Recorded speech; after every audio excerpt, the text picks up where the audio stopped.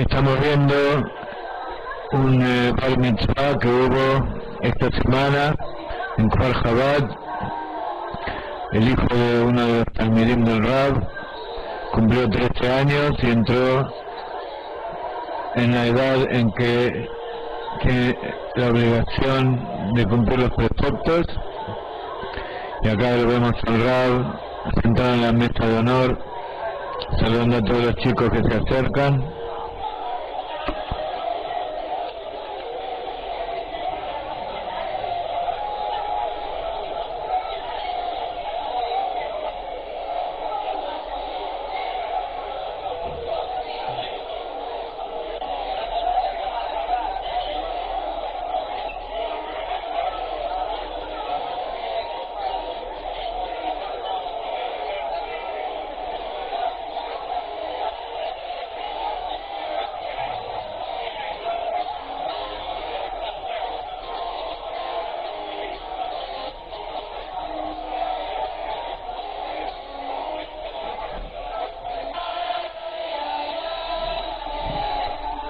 Acá están cantando el Nigún previo al Ma'amar, al discurso, el Bar Mitzvah. El chico aprende un discurso de memoria y lo dice frente a su padre, frente al Rab, frente a toda la gente.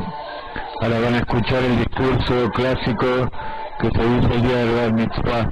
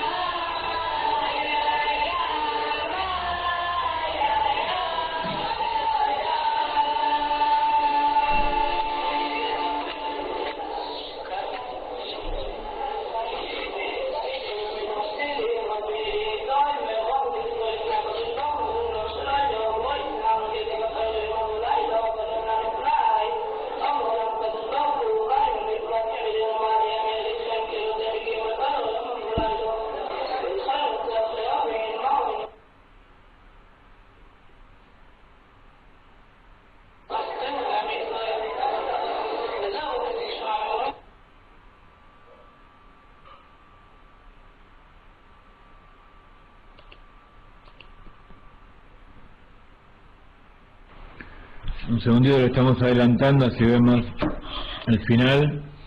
Mientras tanto, el chico está cantando.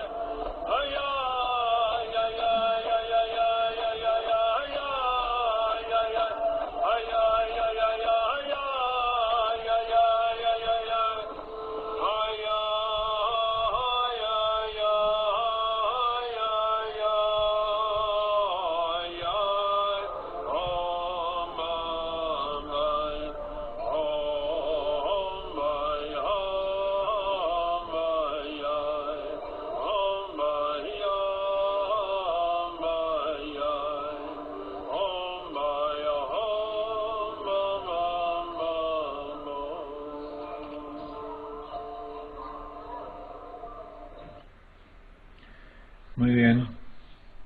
Con este comienzo le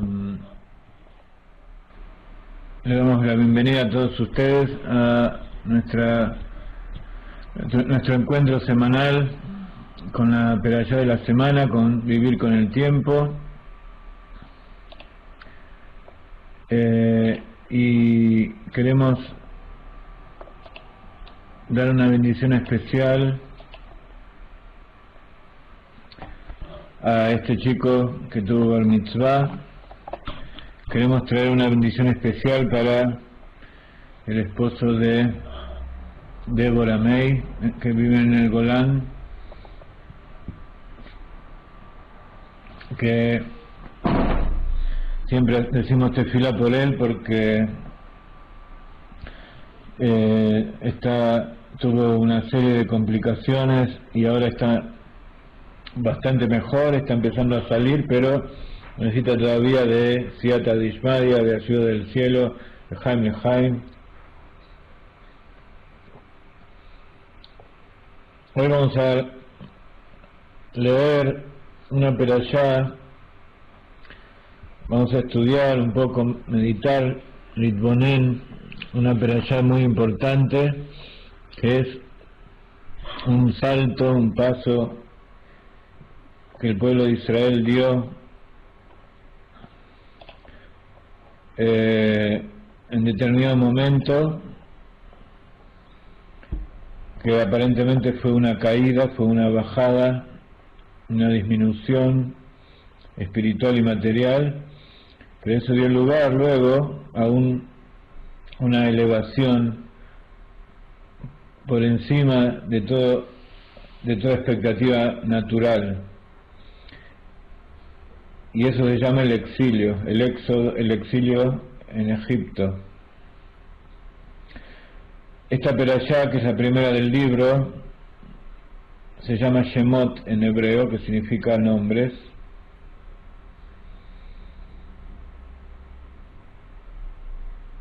Tiene mucho que ver con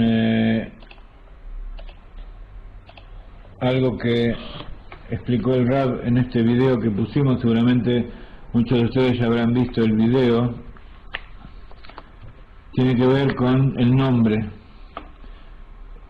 La perashá comienza: Eli Shemot Bnei Israel Abaim Mitzrayma et Jacob Ish Ubeito Bau.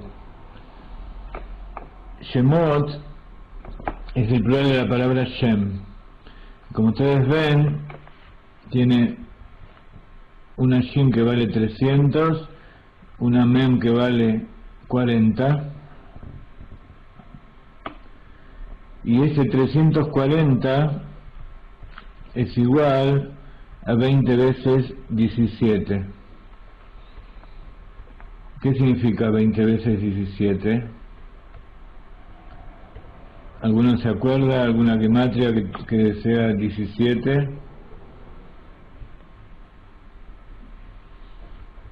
¿Qué es la gematria 17? Tov, muy bien. La gematria Tov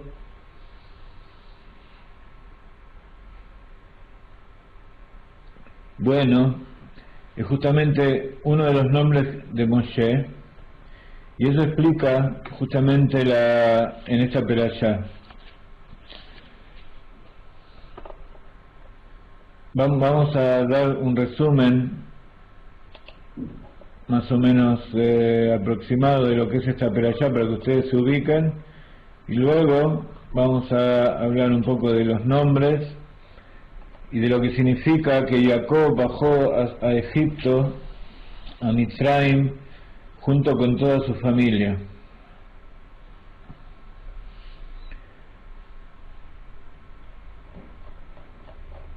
Comienza esta perashá luego de que toda la familia de Jacob bajó a Egipto. Se encontraron con Yosef, y Yosef los llevó, los condujo a la zona más rica, más bella de Egipto, que es la tierra de Goshen,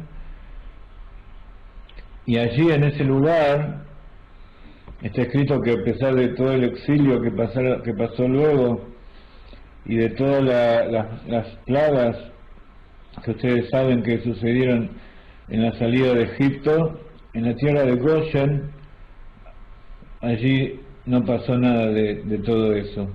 Y allí fue donde se quedó la tribu de Leví, y el resto del pueblo fue esclavizado y sometido, como ustedes seguramente habrán leído muchas veces. No vamos a entrar en ese tema ahora, pero el asunto es que todo el tema de entrar a la tierra de Egipto en hebreo se escribe Mitzrayim,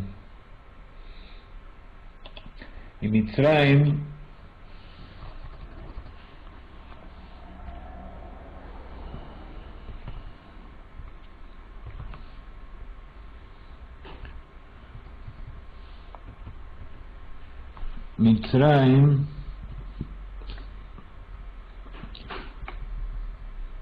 que la traducción es Egipto, pero la traducción literal es estrecheces.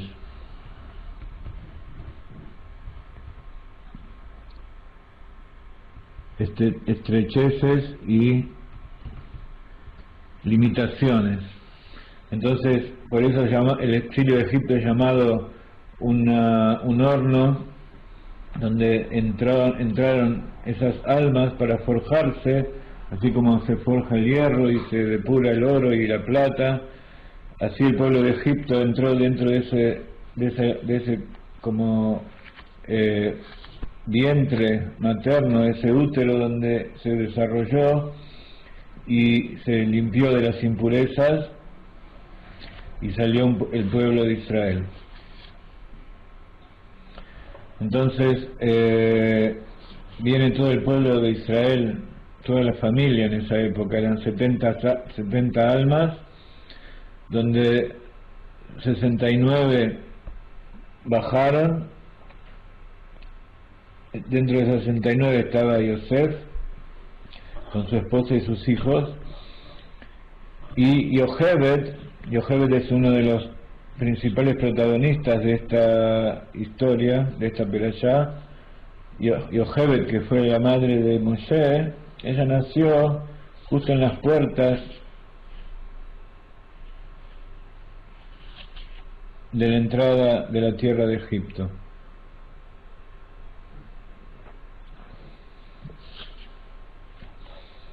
Entonces, como decíamos, esta perashá comienza casi inmediatamente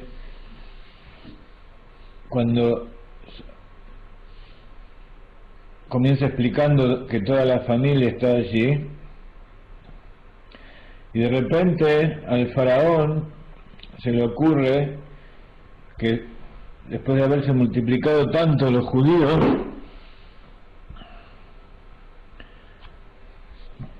comienzan a ser un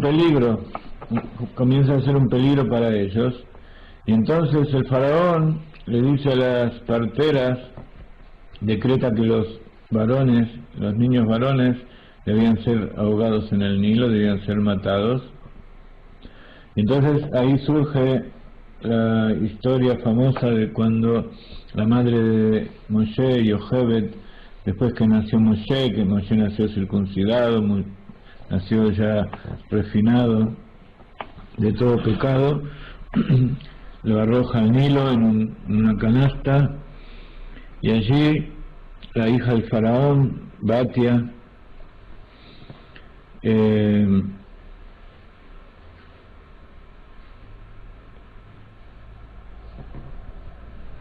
que era una tzadeket, lo rescata y lo adopta, y a partir de ese momento Moshe comienza a vivir una vida de príncipe, hasta que un día, cuando ya era adulto, Moshe mató a un egipcio que era uno de los supervisores que castigaban a los judíos, lo enterró, y aparentemente nadie lo vio, y al día siguiente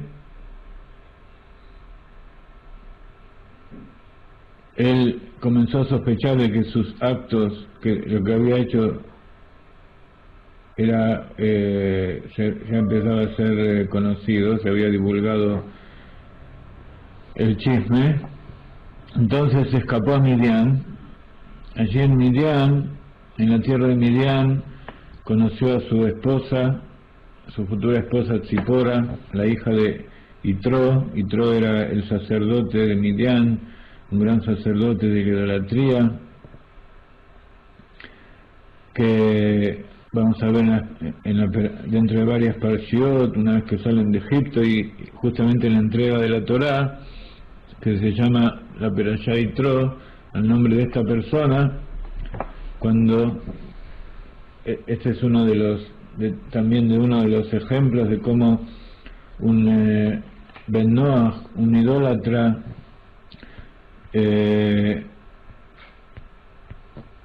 un Ben Noach idólatra, de repente ve la revelación de la Torá, ve los grandes milagros que Akadosh Baruj Hu le hizo al pueblo de Israel, y reconoce que hay un solo Dios, y reconoce que Dios es el que hace los milagros, y entonces a partir de ese momento es considerado un converso.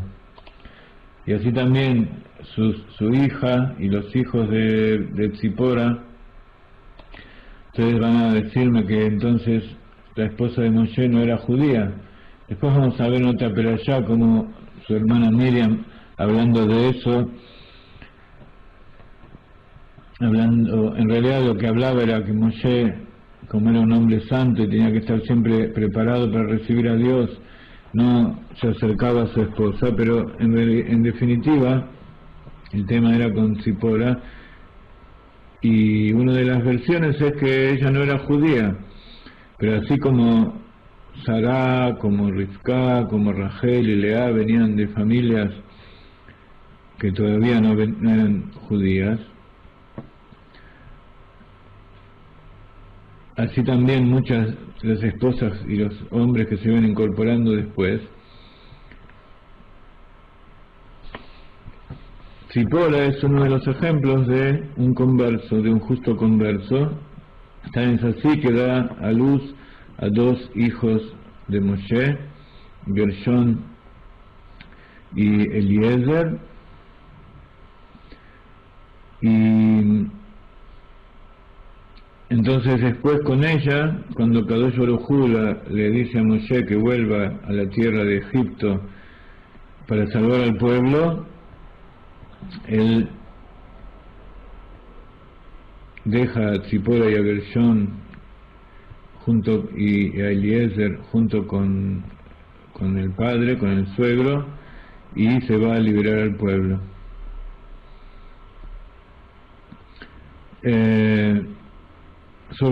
Hay muchos asuntos.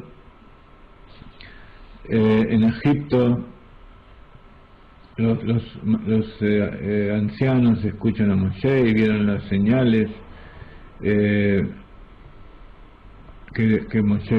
Dios le dio a Moshe, como la zarza ardiente. Ya hablamos en distintos años acerca de todos estos símbolos, lo que significa. Y entonces cuando llega a Egipto le promete a los ancianos que crean en él, que Dios lo está mandando para liberarlos de la esclavitud. Sin embargo, cuando Aarón y Moshe fueron al palacio, ¿qué sucedió? El faraón los echó. Cuando Moshe y Aarón fueron a decirle que vienen a liberar al pueblo, y no solamente eso, sino que Akadosh Baruj Hu, sino que el faraón aumentó la tarea, aumentó el trabajo duro con que martirizaba al pueblo, y entonces todos acusaron a Moshe en realidad no todos, pero muchos acusaron a Moshe de para qué viniste, al final en vez de salvarnos nos estás haciendo más duro el exilio, una esclavitud más fuerte. Entonces Moshe también se empezó a preocupar y entonces Moshe le dijo a Dios que la situación se había puesto más dura. Entonces Dios le contestó que al final el faraón mismo iba a liberar al pueblo de Israel. Y así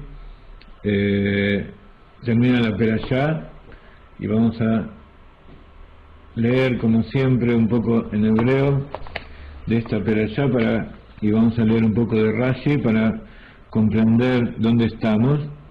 Entonces vamos a volver al principio de la perashá que dice Ve'ele Shemot Bnei Israel Abaim Mitzrayma et Yaakov Ishu Beito Bau. Estos son los nombres del pueblo de los hijos de Israel que vinieron a Egipto. Jacob y su familia vinieron. Dice Rashi, Ve'ele Shemot Bnei Israel,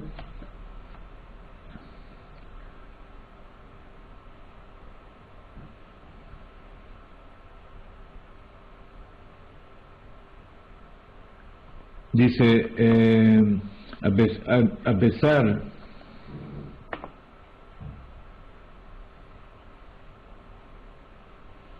de que Él les dio su nombre, un momentito,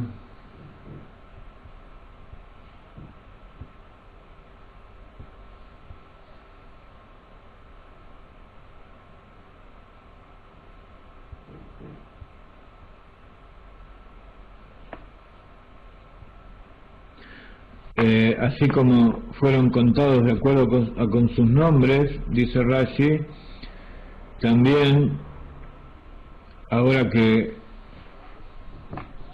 cuenta que ya Jacob había muerto también,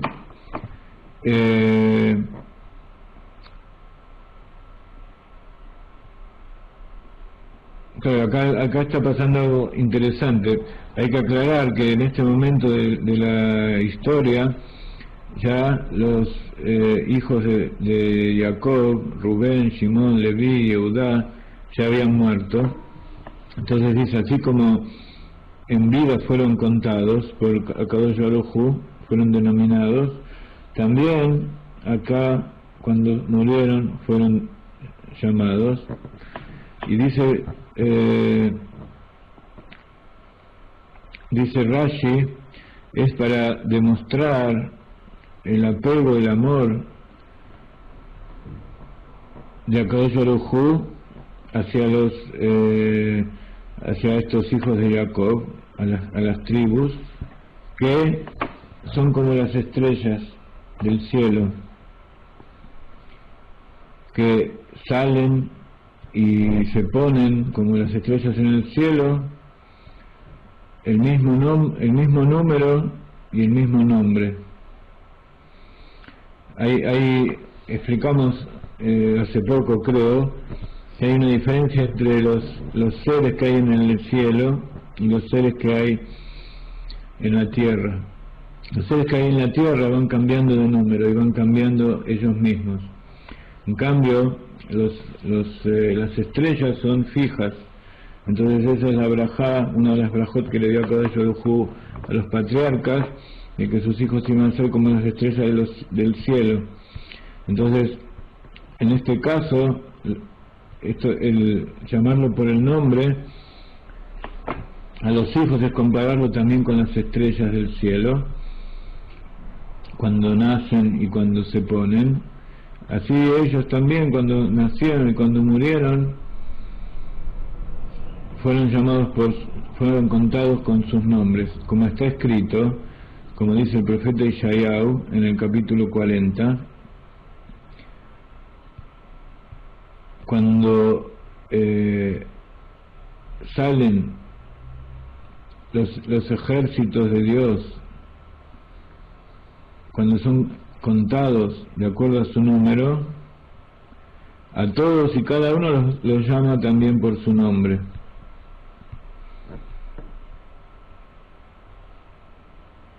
Entonces, el hecho de llamar a una persona por su nombre tiene un significado muy especial, y ahora vamos a ver el video del Rab, donde habla justamente del nombre de Moshe. Entonces, los que continúa la perashá enumerando a los hijos de Jacob: Rubén, Shimón, Leví, Yehudá, Isahar, Zbulun, Binyamin, Dan, Naftali, Gad, Asher. Vayehi kol nefesh yotzei yerech Jacob, Shivim nafesh, Yosef allá Bemitzrayim. Y entonces fueron las almas que salieron del vientre de Jacob, que salieron. Acá utiliza la palabra Yerech. Yerech se refiere al Yesod, al Brit Milá del hombre. Entonces dice, todas las almas que salieron del Yerech de Jacob fueron 70, y aclara que, y si uno cuenta cuántos había, en realidad eran 69. Entonces aclara que Yosef estaba ya en Egipto. Entonces, ¿por qué aclara esto de que Yosef estaba en Egipto? Viene Rashi y nos dice: de Yosef allá Bemitzrayim. Dice, ¿acaso Jacob y sus hijos, dice, Yosef y sus hijos no estaban incluidos dentro de los 70? ¿Qué nos quiere enseñar esto?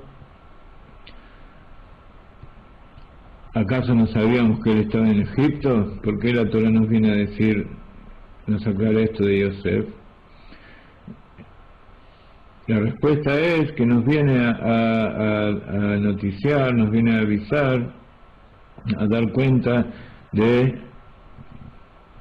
la justicia, de lo justo que era Yosef. ¿Por qué? Porque Yosef es el pastor que cuida al rebaño de su padre, y él es Yosef, que estaba en Egipto y que se hizo rey, y a pesar de eso él siguió siendo justo. Y entonces murió Yosef y todos sus hermanos y toda la generación aquella, dice la Torah, y no lo dije en hebreo: Vayamat Yosef bechol echad bechol ador hahu, ubnei Israel paru veishretzu veirvu veyatzmu bimeot meot vatimalea aretz otam. Y los hijos de Israel fructificaron y proliferaron y se multiplicaron y se asentaron mucho, y se llenó la tierra de ellos. Dice Rashi, Vaishretzu. Esta palabra Vaishretzu también la escuchamos en el cuarto día de la creación, cuando Akadosh Baruj Hu creó los animales del agua. Dice Vaishretzu,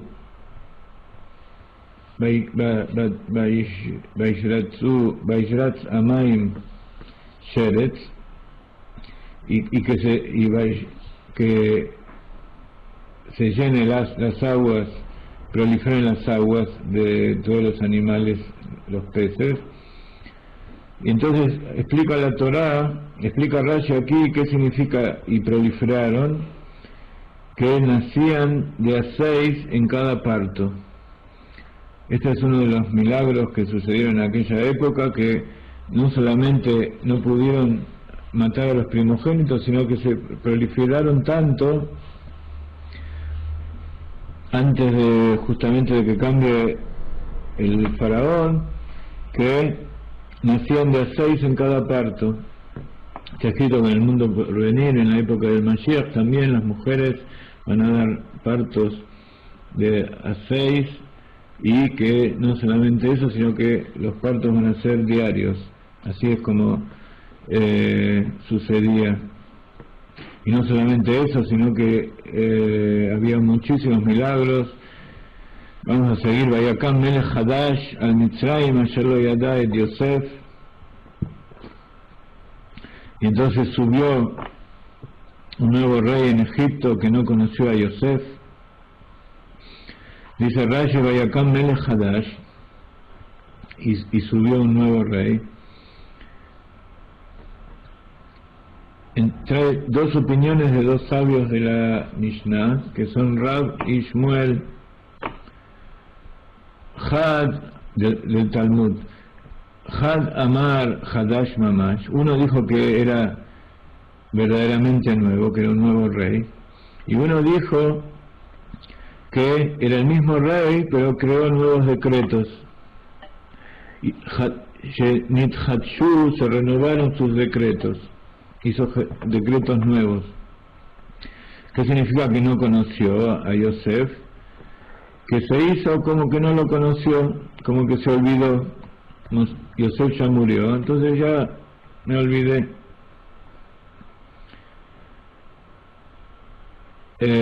Luego dice, Vayomer el amó ine am bene Israel rab beatzum mimenu.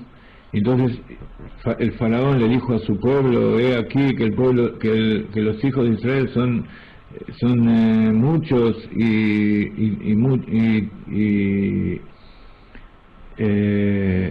tremendamente mayoría, son mayoría más que nosotros. Abba nithak malo pen irve beayaki tikrena milchama benosaf gam u al soneinu benilcham banu beala mina alef. ¿Qué fue lo que dijo el faraón, posiblemente asesorado por sus hechiceros? Dijeron que a lo mejor ellos van a hacerse los inteligentes, y entonces se van a aumentar, y entonces si se va a declarar una guerra contra nosotros, va a venir un pueblo a hacernos guerra, ellos se van a unir al enemigo, entonces van a luchar contra nosotros y se van a escapar de la tierra. Entonces, este fue el motivo, uno de los motivos políticos estratégicos que lo convencieron al faraón de que tenía que hacer algo contra ellos. Entonces, ¿qué fue lo primero que hizo? ¿Qué es lo primero que se hace cuando se quiere dominar a alguien? Vayasimu alab sarei nisim, leman anotó besiblotam, vaiben arei miskenot lefaró, et pitón betramses, y puso sobre ellos ministros de impuestos, recolectores de impuestos, para hacerlos pobres,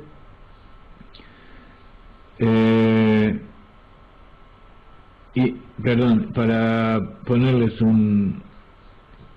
para hacerlos sufrir, y también los hicieron construir ciudades para Egipto, para el faraón Pitón y Ramsés.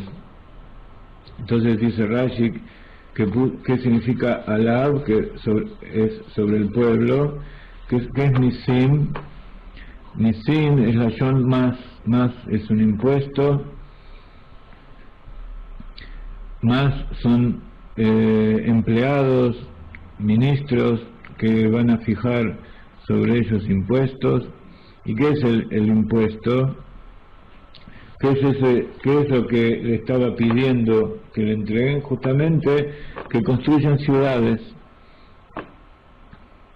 para Egipto, para que es Leman anotó Besiblotam, para que sean esclavizados, que estén trabajando para los egipcios.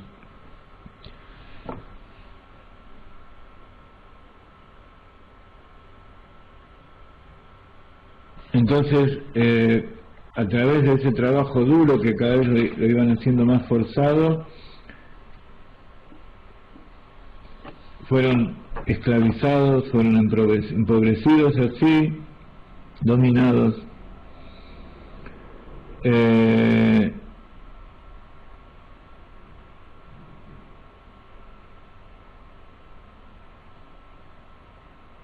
Entonces dice, y así, si los vamos a empobrecer, los vamos a hacer sufrir, entonces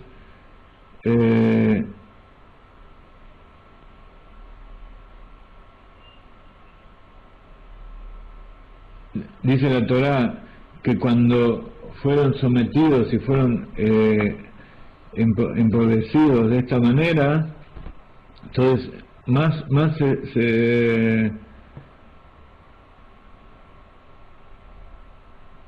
los torturaron y los persiguieron y los acosaron.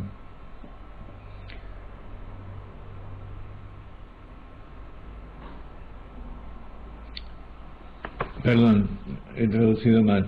Dice, cuanto más los esclavizaban y los empobrecían, ellos más se multiplicaban y más se extendían. Dice Rashi, ¿cómo puede ser? Dice, cada vez que los egipcios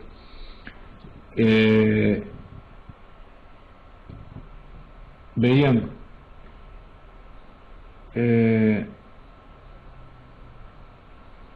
más los trataban de disminuir y empobrecer, HaKadosh Baruj Hu los aumentaba y los multiplicaba.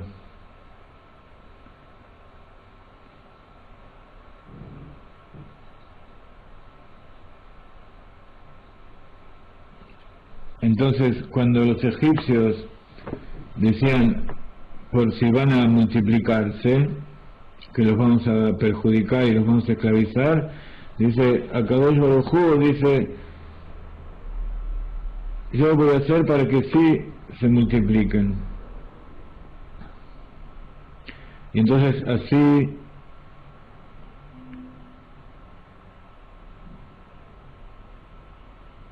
los pinchaban, los azotaban para que trabajen más y más se reproducían. Y entonces cuando vio esto el faraón, ¿qué hizo? Tuvo que tomar otra medida más. Vinieron los adivinos, los consejeros adivinos del faraón, y le dijeron que vieron en las estrellas que iban a ser el Redentor de Israel. Y entonces había que matar a todos los primogénitos, a todos los hijos varones.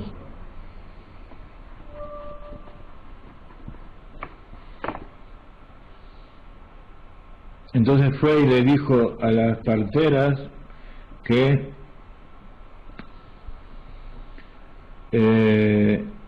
cuando vean que una mujer tiene un varón, lo tenían que matar.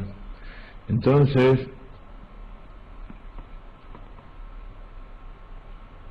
dice, Vayomer Vayeletchen et abriot ureitem ala banim im ben beamiten oto beim bat y bejaya.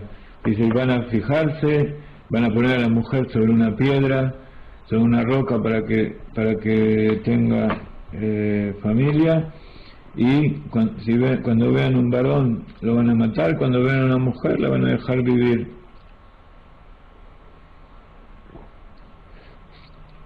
Entonces vieron las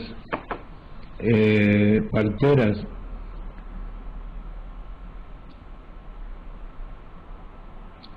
le hicieron caso a HaKadosh Baruj Hu, ellos tuvieron miedo de Dios y no hicieron como les dijo el faraón, y dejaron vivir también a los varones. Entonces el faraón las llamó a las parteras, le dijo, ¿por qué están haciendo esto? Si yo les dije que tenían que matarlos. Entonces acá hay un pasuk muy especial que queríamos llevar este pasuk para hablar un poco de esto. Dice, Batomarna ameyaldot el Paró, Kilo Kanashim Mitzriot Aibriot, Kijayot Ena, Beterem Tabo, Aleem Amialdot Vayaladu. Dice, y le dijeron las parteras al faraón que las mujeres judías no son como las mujeres hebreas no son como las mujeres egipcias, porque las mujeres hebreas son como hayot son como animales. Dice, antes de que yo llegue, ellas ya parieron. Entonces nosotros no teníamos nada que hacer, ya había nacido, entonces, ¿qué puedo hacer? Dice Rashi ki hayot ena. A lo mejor la traducción suena un poco feo, llamar animales a estas mujeres, pero Rashi dice, ¿qué significa? Que las mujeres que estas parteras eran muy expertas. ¿Por qué? Porque en arameo las parteras se llaman hayatá. Hayatá viene de la palabra hayá, que es vida. Las parteras eran las que hacían vivir, hacían nacer. Entonces nuestros sabios explicaron esto del Midrash. Dice, ¿por qué? Porque ellas son como las animales del campo, que no necesitan una partera. Entonces también las parteras son llamadas hayatá, hayá, y también las mujeres son llamadas hayá, porque así como los animales del campo no necesitan. ¿Y cómo puede ser? ¿Y dónde fueron comparadas con los animales? Cuando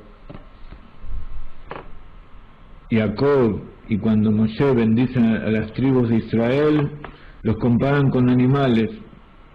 Yehudá es llamado Gur Aryeh, un pichón de león, otro es llamado Zeeb y Traf, un lobo que va a destrozar.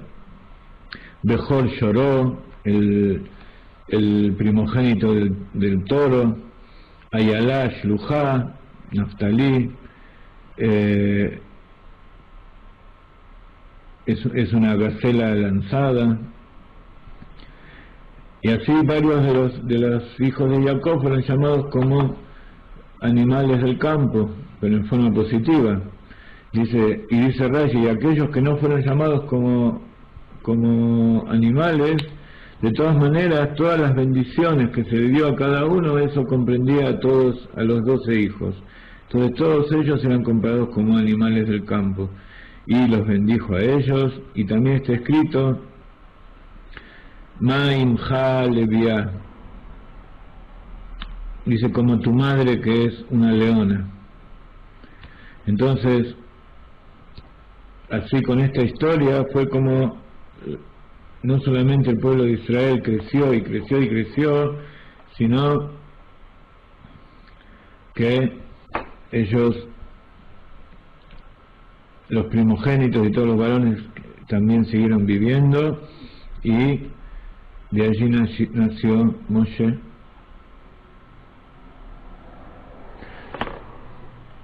Entonces esto es el comienzo de la historia de Egipto, del exilio de Egipto, y vamos a meditar un poco sobre, muchas veces en otros años meditábamos,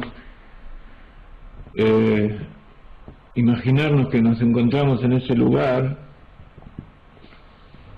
imaginarnos qué personaje nosotros representaríamos de todas estas cantidad de personas que había, y cuál sería nuestra forma de actuar allí. Esa es la meditación que les proponemos.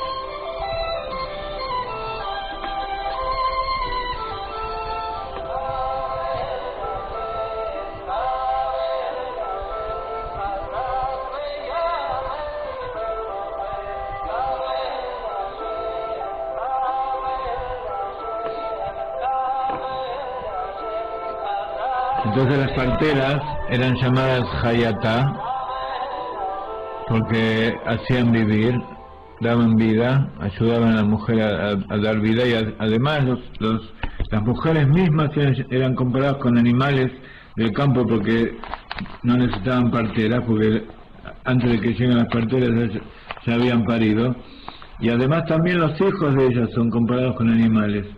Entonces este tema de los nombres y de Hayá tiene que ver con algunas de las cosas que vamos a explicar ahora. El video del Rab lo dejo para que ustedes lo escuchen.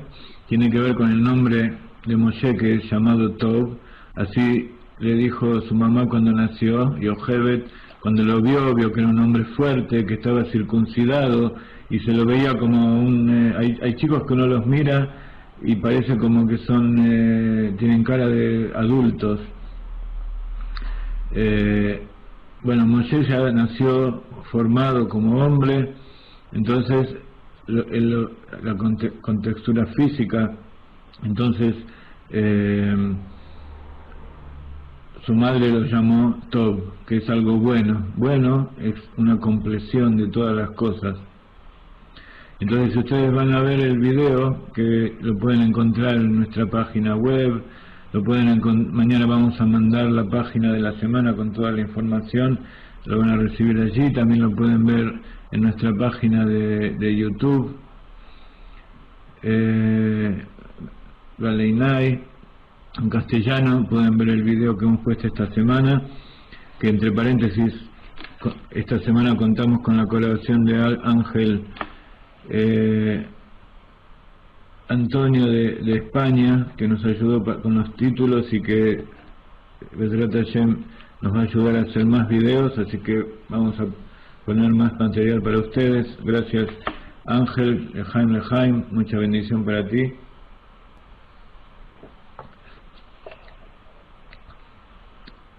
Bueno, dejo que ese video lo vean ustedes por su cuenta, pero tiene que ver con la importancia que tiene el nombre. Entonces el primer nombre que recibió Moshe fue bueno, Tov, como dijimos antes, 17, y 20, como habíamos escrito antes, es Keter, y son 20 letras, tiene un montón de significados.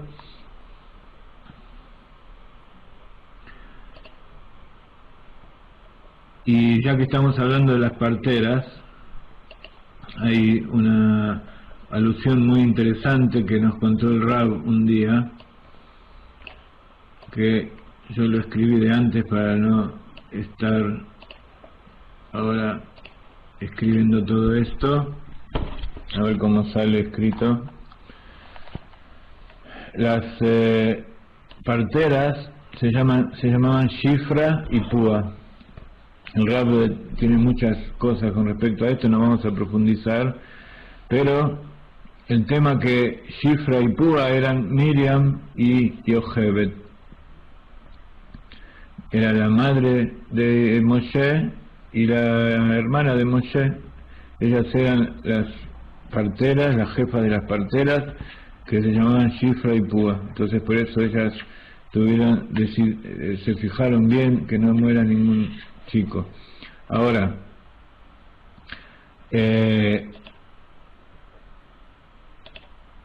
hay algo muy interesante, y es que el promotor de todo esto, ¿quién era? Yosef. Yosef quiere decir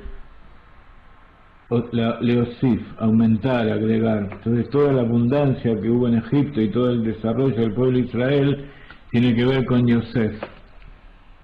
Ahora, Yosef tiene que ver también con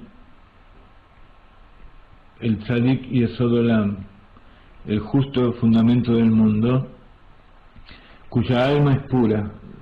¿Qué significa que su alma es pura? Que explica Hasidut que el alma es enorme y no puede entrar todo dentro del cuerpo. Y la parte del cuerpo que entra la parte del alma que entra en el cuerpo es nada más que el nombre que es lo que da vida. Ya habíamos explicado muchas veces cómo al decir el nombre de una persona se le da vida, y ahí están las cualidades, pero todo el alma en general, los 5 niveles del alma, están casi todos fuera del cuerpo, desde Yehidá hasta Nefesh. Shalom, shalom Luis Enrique, nos vemos, que tenga Shabbat Shalom. Entonces, este Yosef tiene que ver con la compleción de los 5 niveles del alma. Entonces, ¿cuál es la compleción del hombre? Es la mujer. Entonces Yosef, que se escribe así, Yosef, tiene gematria 156, que es 6 veces el nombre de Dios. ¿Ok? Es un número muy importante. Y en femenino, Yosef es Yosefa. Y esto es parte de lo que nos dijo una vez el Rav Ginsburg cuando estábamos allí en su casa, que fuimos a visitarlo junto con Josefina, que una de las cosas que hace falta para entrar dentro del pueblo de Israel es tener un nombre judío. Entonces dijimos, ¿qué nombre judío vamos a ponerle? El Rav dijo que como la profecía de sus padres era Josefina, entonces el nombre judío es Yosefa, y Yosefa justamente es Yosef más 5. 5 son los 5 niveles del alma. Entonces Yosefa es que va a agregar los 5 niveles del alma, van a ser completos, y eso justamente se representa en el nombre Púa. Púa tiene la misma gematria de Yosefa, como ustedes pueden ver. Y entonces así Shifra y Púa eran Yochebed y Miriam. Entonces Púa en realidad se llamaba Miriam.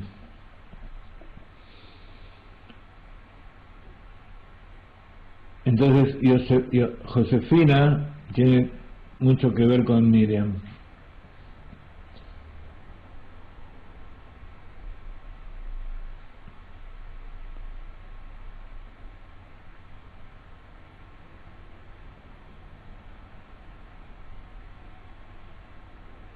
Ok. Entonces 161 es Púa, que es Miriam. Entonces creo que dijo que te ibas a llamar Yosefa.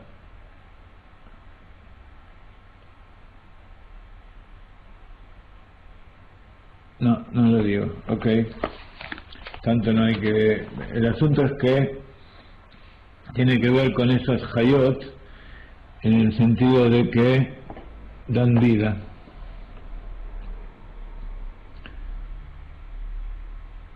El tema del nombre es una cosa muy muy importante dentro del pueblo de Israel, porque eso es lo que nos conecta con Dios. Entonces, dentro del pueblo de Israel hay 2 formas principales de conectarse con Dios. Una de arriba para abajo y otra de abajo hacia arriba. De arriba hacia abajo es que Dios nos envía la energía, que puede ser a través del viento, del ruaj, puede ser a través de un ángel, la divina providencia puede ser como la zarza ardiente que no se consume, que ese era un ángel también, para ayudarnos,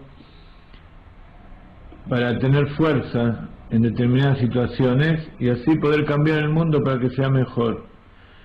Y esta fuerza que viene de arriba para abajo, esa conexión de Dios hacia nosotros, tiene que ver con el estudio de la Torá. La Torá está dicho que es todo un nombre completo de Dios. Está escrito que en el futuro porvenir, cuando llegue el Mashiach, se va a descubrir que toda la Torá es todo un solo nombre de Dios. Entonces, a través de estudiar la Torá, nosotros estamos conectándonos con Dios y lo estamos llamando por su nombre. Y le estamos diciendo que baje y nos dé fuerza para ayudarnos. También hay otra forma de conectarse que es de abajo para arriba.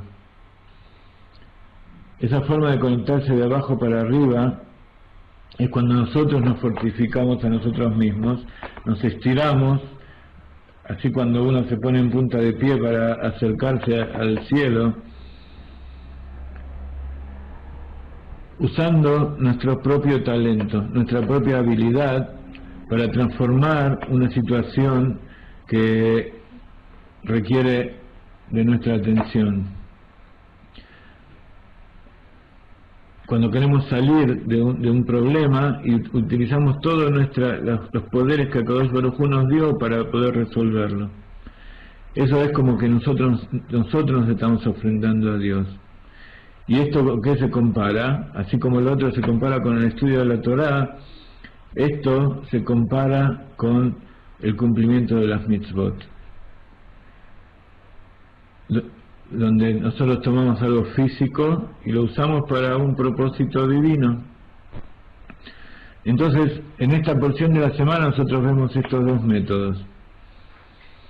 Así, leímos antes entonces que el primer verso de la Torá dice: estos son los nombres de los hijos de Israel que bajaron a Egipto. Jacob, cada uno con su familia bajó. Y explican los comentaristas una interpretación bastante interesante. Dice que en general nosotros vemos que cuando las personas están llenas de fervor a Dios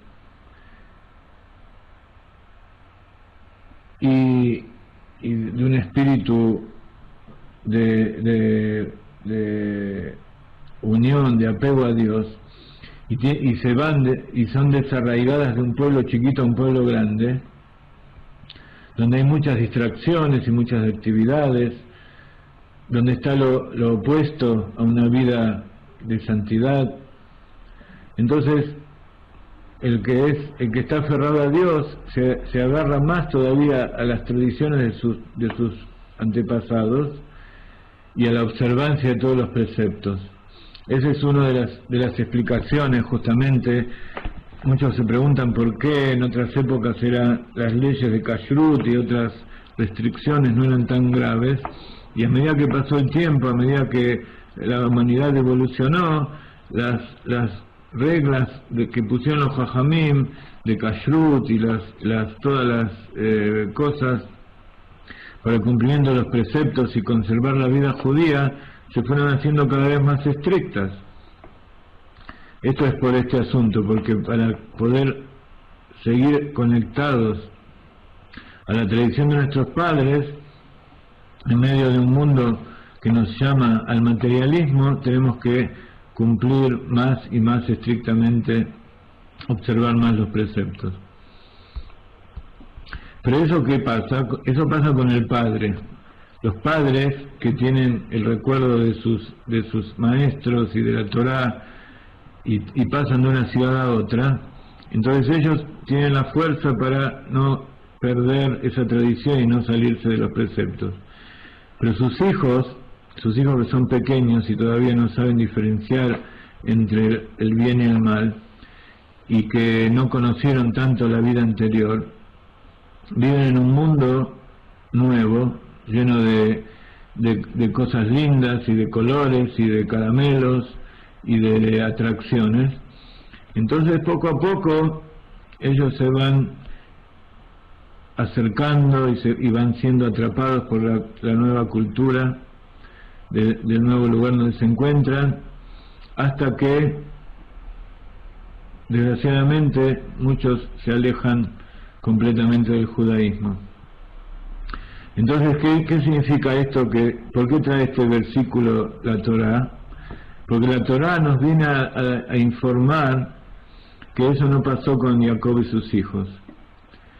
Incluso en la impureza de Egipto, con la promiscuidad y los ídolos, ellos se mantuvieron fieles a sus orígenes y a la santidad de la tierra de donde venían. Entonces, esto es lo que significa que cada hombre y su casa, su familia, bajaron a Egipto. No hubo ningún cambio en sus hogares. No solamente los mayores observan los preceptos, sino que también los chicos.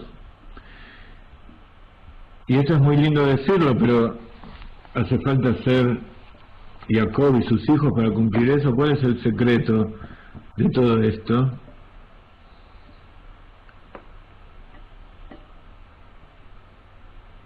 ¿Por qué la mayoría de nosotros estamos ya,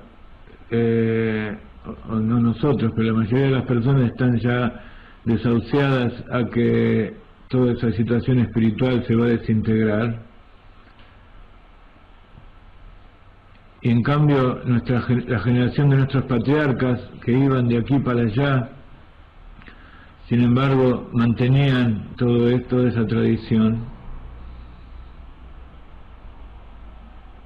y nosotros estamos constantemente teniendo dudas acerca de lo que va a pasar con nuestras generaciones futuras.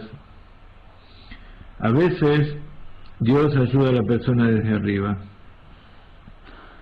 Estas son el significado de las palabras de este primer verso. Estos son los nombres de los hijos de Israel que bajaron a Egipto. Los cabalistas explican que, como decíamos recién, que el cuerpo es muy pequeño para contener a toda el alma, y entonces lo único que entra dentro del cuerpo es el nombre. Pero así como el nombre es algo externo a la persona, ¿qué es el nombre? El nombre es algo que con el cual se lo conoce, que las demás personas lo llaman a él, pero yo no me llamo a mí por mi nombre. Incluso cuando yo me llamo a mí por mi nombre, es como que estoy hablando de otra persona, no estoy hablando de mí. Cuando yo hablo de mí, cuando yo hablo conmigo, yo no me llamo por mi nombre, soy yo. Entonces el nombre es algo de por sí externo a la persona. Entonces así también, esa pequeña parte del alma que entra en el cuerpo, que es el nombre, es algo que es muy lejano y externo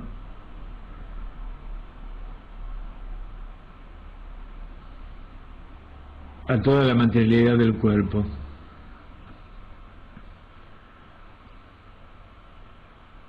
De manera similar, así como el nombre no está describiendo nuestra esencia, sino lo que es superficial, solo lo que respecta a la gente que nos rodea, las partes que nosotros queremos compartir con los demás, la parte que nosotros podemos revelar, así también esa pequeña parte del alma no está conectada con la esencia de la persona. Pero de todas maneras le da vida al cuerpo para que se pueda relacionar con el mundo físico. Pero es una parte exterior, son nada más que lo que se llaman las vestimentas del alma. Entonces así, solo los nombres del pueblo de Israel, esa pequeña parte del alma, estaban sumergidas dentro de ese ambiente negativo de la impureza de la tierra de Egipto. La mayor parte de su alma se mantuvo en el cielo y no fue afectada por todo lo que lo rodeaba. Y así entonces, cuando un judío está en una situación difícil, él puede traer fuerza e inspiración al saber que su esencia, que su raíz está protegida y no puede ser traída, no puede ser arrastrada por las dificultades y los desafíos, porque Dios está ayudándolo constantemente desde arriba.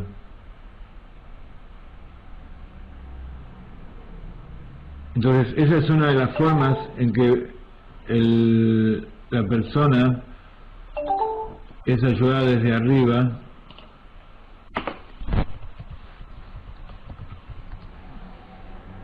para salir de las dificultades. Pero así como dijimos que hay dos formas, también hay una forma segunda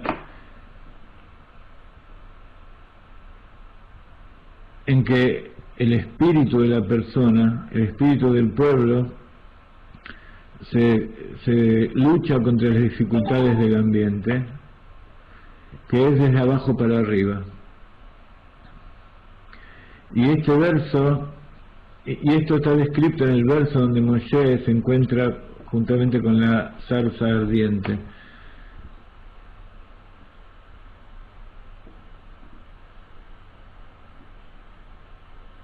Está escrito que Moshe estaba parado frente a esa revelación y se dio cuenta que era un milagro. ¿Por qué era un milagro? Porque era un árbol del que salía fuego, pero no se quemaba. Es la paradoja que no se puede entender, cómo puede ser que un árbol se queme.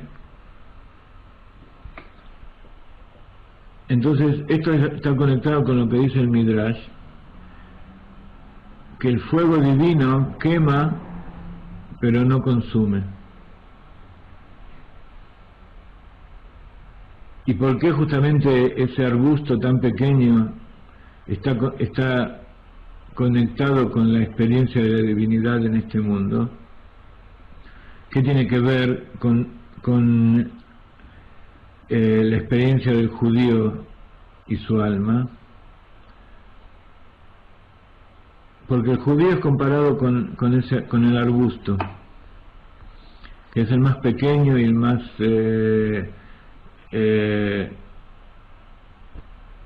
débil de todos los árboles. Porque un judío, cuando sobrevive en un ambiente hostil, ¿qué tiene que hacer? Tiene que estar ardiendo con entusiasmo por Dios y su Torah. Y entonces, así como el fuego siempre sube para arriba, así también el judío siempre desea acercarse a Dios. Y esa es la forma en que se sobrepone desde abajo para enfrentarse a los desafíos de un ambiente hostil.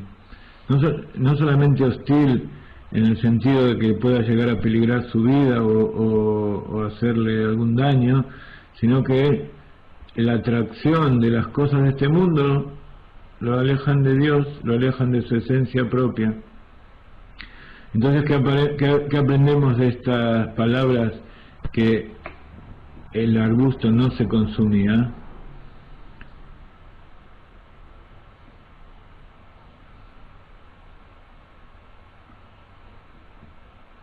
que desde el punto de vista nuestro, todo ese gran entusiasmo que nosotros producimos para salir de una dificultad, tenemos que tratar de que eso no nos consuma. ¿Qué significa que nos consuma?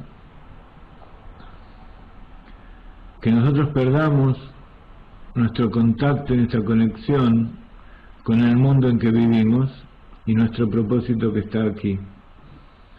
Tenemos que permanecer alma dentro del cuerpo.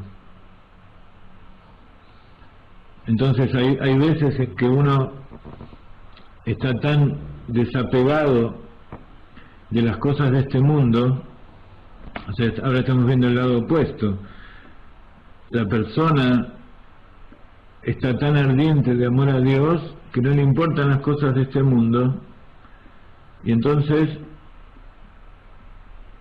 ese fuego verdaderamente lo consume y quema todo lo que es material, pero sin embargo nuestro trabajo no es despegarnos de la materialidad, sino hacerlas una carroza, hacerlas un vehículo, un recipiente para la divinidad.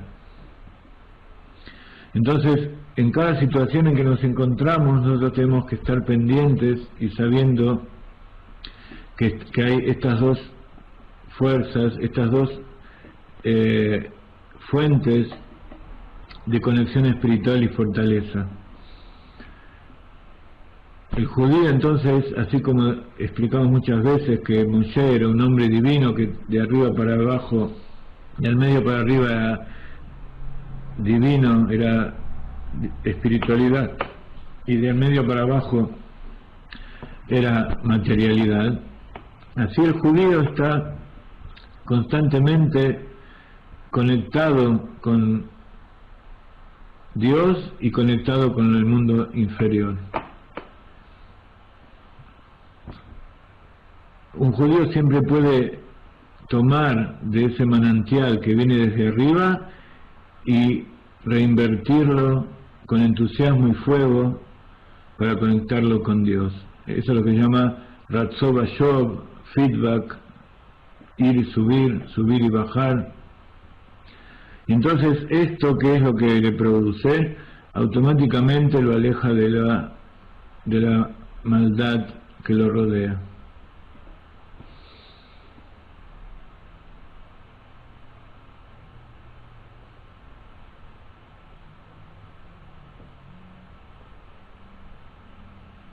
Entonces, esta perashá que nosotros vemos esta semana contiene el nacimiento de Moshe. Moshe fue una persona muy especial, diferente de los patriarcas y diferente de todas las generaciones, porque él fue el redentor primero del pueblo de Israel. Fue el que vino ordenado por Dios en forma revelada a sacar al pueblo de Israel y ser la conexión con Dios del pueblo. Él vino a traer la palabra de Dios, la palabra viviente de Dios. Entonces, si uno quiere saber cómo hacer para mantener vivo ese fuego y conectarse a su vez con este mundo material, sin dejarse llevar, justamente lo que tiene que hacer es conectarse con el Moshe de la generación, con el Rebbe de la generación, con el Tzadik. A través de él se completa la cadena y de esa manera podemos hacer que toda el alma se mantenga pura y no solamente aquellas partes que están alejadas del cuerpo, y a su vez hacer nuestra tarea en este mundo. Justamente esta semana tuvimos unos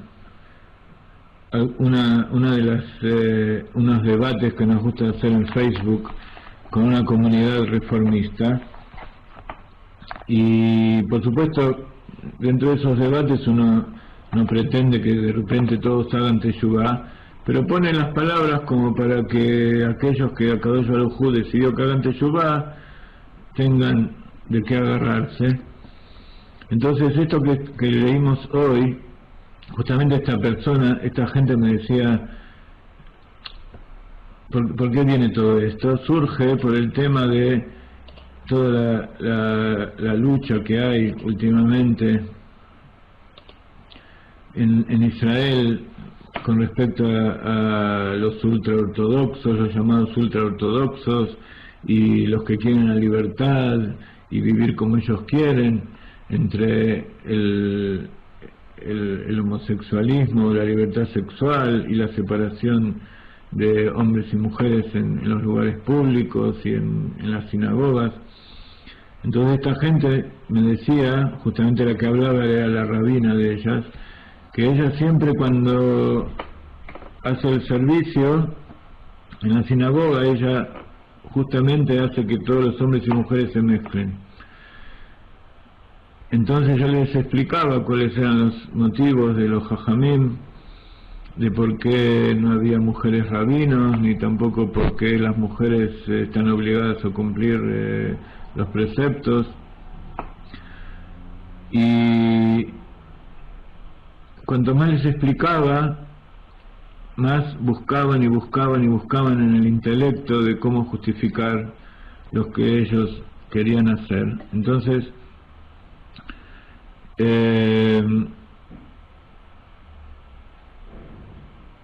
una de las cosas que me decían era que yo era un marciano. Para ellos, era un grupo de España justamente, y me decían que yo era un marciano, que las cosas que yo decía eran de otro mundo. Me decían que no tenían que porque parecía como que era un talibán y ese tipo de cosas. Entonces cuando se pone un nombre, entonces ese nombre está lo que se llama una etiqueta. Cuando esa etiqueta se pone para identificar a alguien y separarlo, para delimitarlo y que ya no sea un peligro, entonces cumple la función contraria de este nombre que estamos hablando ahora, que es darle vida. Pero de todas maneras no es algo esencial el nombre, sino que es algo superficial. Así es como ellos me ven.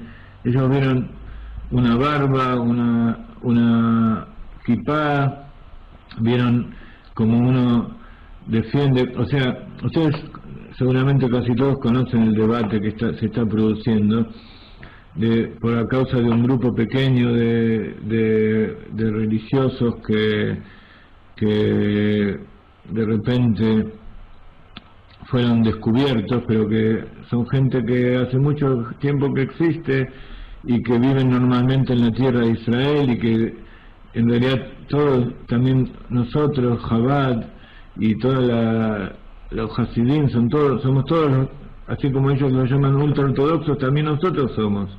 Dentro de ellos hay algunos extremistas que no soportan que se rompan las reglas, y entonces se desquitan o reaccionan en forma no correcta. Entonces, lo que se está haciendo ahora es tomar a esa gente como para mostrarla como ejemplo de lo que es una persona religiosa. Entonces, a través de eso, por supuesto no es que quieren mejorar la religión, sino al contrario, quieren mostrar que la religión es mala, que conectarse con Dios es malo, que ser judío es malo, y que es bueno ser como el resto de los pueblos, que es la función con la cual fue creado el pueblo, el Estado de Israel. Entonces, eso es justamente haber fallado en el contacto con la civilización, con las tentaciones que trae este mundo.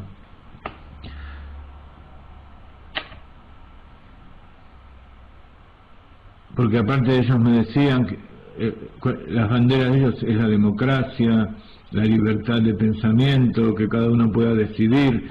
Entonces yo les dije que si ustedes piensan que todo lo que decidieron los sabios en todas las generaciones, que por supuesto ninguno estudiaba o hacía tefilá al lado de una mujer, no es que esté prohibido, pero en público hombres y mujeres no lo hacen por motivos que ya habíamos hablado muchas veces, pero es algo básico. Si ellos piensan que son más inteligentes que todos los jajamim que hicieron que el judaísmo viva hasta hoy en día, entonces significa que el que está actuando ahí es el ego, no es el interés de conectarse con Dios, sino que es simplemente querer justificar el ego de uno mismo, que todos lo tenemos, pero por lo menos uno tiene que saber. Y entonces, últimamente yo estoy contestando mucho acerca de esto, porque hay mucha gente que dice: tengo vergüenza de esos judíos, yo hago una protesta y quiero decir públicamente que yo no tengo nada que ver con ellos. Entonces yo les dije, mira, yo tampoco tengo nada que ver con esas acciones que ellos hicieron. Hay gente que a lo mejor es enferma, hay gente que toma las cosas en forma exagerada, entonces tampoco es mi forma de verlo, pero de ahí a salir al mundo y ponerlos a ellos como ejemplo de lo que es el judío y tener la demagogia de que yo en mi casa no cumplo Shabbat, no como kasher, prendo fuego, viajo en auto y transgredo todos los preceptos, pero cuando veo a alguien que hizo una pequeña transgresión, que por supuesto no se debe hacer, entonces yo salgo y me pongo a gritar en contra de ellos.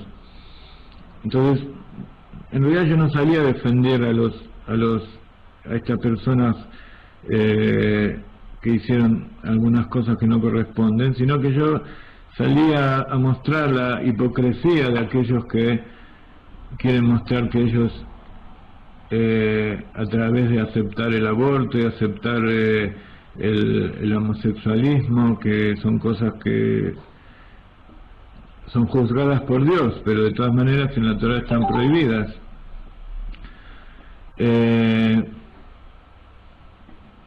Entonces, de todas maneras,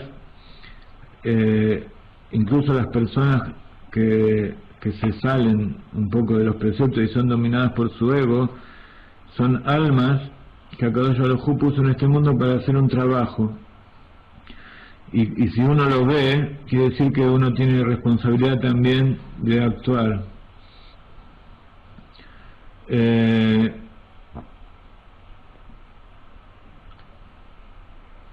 Entonces, todas esas son pruebas también que pone Akadosh Baruj Hu frente a la persona para revelar su potencial interior y que él se esfuerce por acercarse. Cuando Akadosh Baruj Hu ve que la persona se esfuerza y que el desafío es demasiado grande y no puede hacerlo solo, entonces Akadosh Baruj Hu lo ayuda y cuando ve que la persona quiere salir,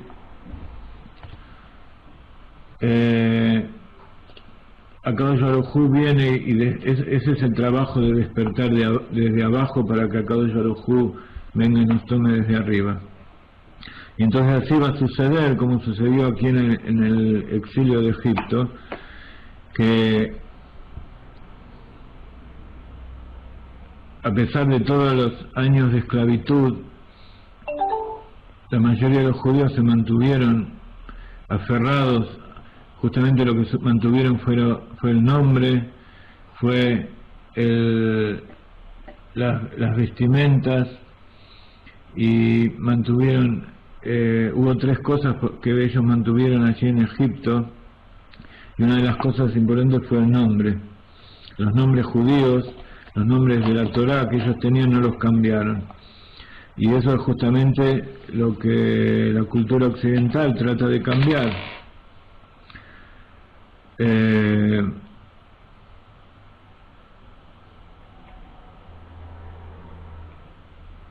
Entonces todos tenemos muchas cosas que cambiar y todos tenemos muchas cosas que hacer en bien de los demás, pero hay que fijarse que uno en vez de hacer protestas y señalar a otras personas como el origen de todos los males, ver dentro nuestro qué es lo que podemos cambiar. Baruch Hashem, tenemos mucho material todavía acerca de esto, entonces vamos a tener que estar varios años siguiendo con todas estas cosas.